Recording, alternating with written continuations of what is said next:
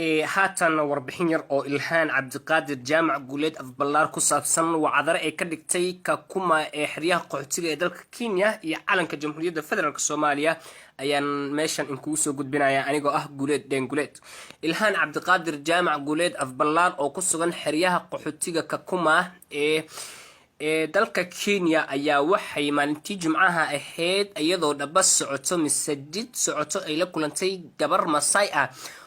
qowmiyadda Maasai-da ee degto dalka Kenya. gabartani ayaa guntiga waxay ku xiratay calanka Jamhuuriyadda Federaalka Soomaaliya. Ilhaan oo ka qiiratay arintaasi ayaa runtii waxay muujisay ficil ku dayasho mudan oo runtii tusaale u noqon karo sharafta iyo sumcadda calankeena uu leeyahay in ay soo celiso. Ilhaan ayaa mara ayadana guntiga ugu xirneed ayay ka soo sitay kadibna siisay naagtii Maasai-da ahayd markaas ayay kala wareegtay calankii Jamhuuriyadda maadaama calanka astaanta qarankeena uu yahay dal walbana astaan uu leeyahay